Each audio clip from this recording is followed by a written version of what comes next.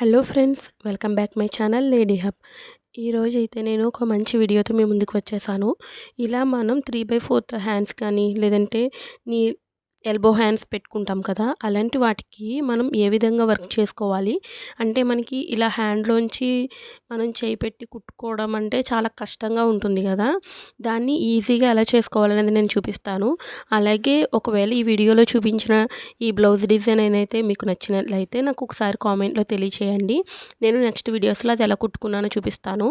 వీటి back neck designs అనేవి నేను ఆల్రెడీ పోస్ట్ చేశాను. నేను కింద లింక్స్ కూడా ఇస్తాను డిస్క్రిప్షన్‌లో, ఒకసారి చెక్ చేయండి.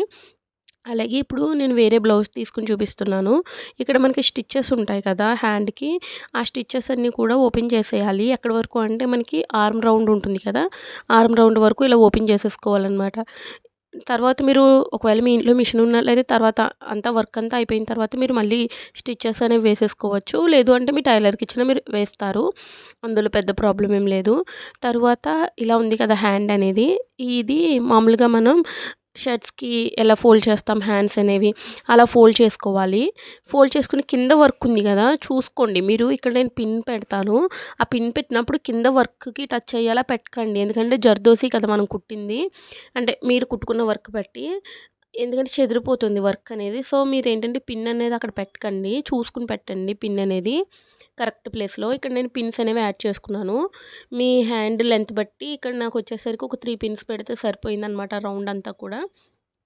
ఈ విధంగా మీరు వర్క్ అనేది చేసుకున్నారనుకోండి, ఎంది చాలా అంటే మీకు టఫ్ ఉండదనమాట. చాలా ఈజీగా చేసేసుకోవచ్చు మీరు. ఎందుకంటే షార్ట్ హ్యాండ్స్‌కి చేసేసుకోవచ్చు మనం ఈజీగానే. కానీ ఇలా ఏంటంటే పొడవు హ్యాండ్స్‌కి ఏమవుతుందంటే, మనం అందులోంచి ఇలా పైకి నీడిల్ తీసుకొని కొంచెం మనకి ఇరిటేషన్ వచ్చేస్తుందనమాట చేసే కొద్దీ. చెయ్యాలనిపించదు. ఇదిగో ఈ విధంగా నేను చూపిస్తున్నాను చూడండి. ఈ విధంగా చెయ్యాలంటే. అదే గనుక మీరు ఇలా ఉందనుకోండి, చాలా ఈజీగా చేసేసుకోవచ్చు. మీకు కూడా ఏంటంటే విసుగు లేకుండా తొందరగా కూడా కంప్లీట్ అయిపోతుందనమాట మన వర్క్ అనేది. ఈ బ్లౌజు నెక్ డిజైన్ అనేది నేను ఆల్రెడీ పోస్ట్ చేశాను. చూడండి చాలా బావుంటుంది. యాక్చువల్‌గా నాకు ఇందులో కాంబినేషన్ అనేది కొంచెం డల్‌గా ఉంది అనిపిస్తుంది కదా! నా శారీ కలర్ బట్టి నేనిక్కడ సెలెక్ట్ చేసుకున్నాను థ్రెడ్స్ అవి కూడాని. అందుకనే నేనిక్కడ బీడ్స్‌తో హైలైట్ చేశాను. వైట్ బీడ్స్ ఉంటాయి కదా! వాటితో హైలైట్ చేశాను బ్లౌజ్ అనేది. మీరు కూడా ఈ విధంగా వర్క్ అనేది చేసుకోవాలనుకున్నారనుకోండి, నాకు కామెంట్‌లో తెలియచేయండి. ఈ హ్యాండ్స్ డిజైన్ నేనైతే ఎప్పుడు ఇలా ట్రై చేయలేదు.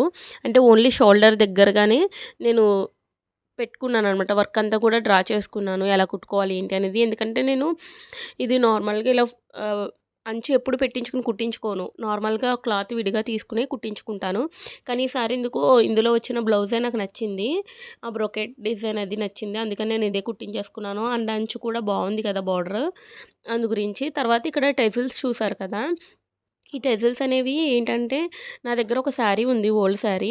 నేను అది కూడా మీషోలోనే తీసుకున్నాను. ఆ శారీకి ఇక్కడ కింద హ్యాంగింగ్స్ ఇచ్చాడనమాట. వాటిని ఈ విధంగా యూజ్ చేశాను. అలాగే మీరెవరైనా మన ఛానల్‌ని ఫస్ట్ టైమ్ చూస్తున్నట్లయితే సబ్స్క్రైబ్ చేసుకోండి. మీ ఫ్రెండ్స్ అండ్ ఫ్యామిలీకి కూడా షేర్ చేయండి. Thank you.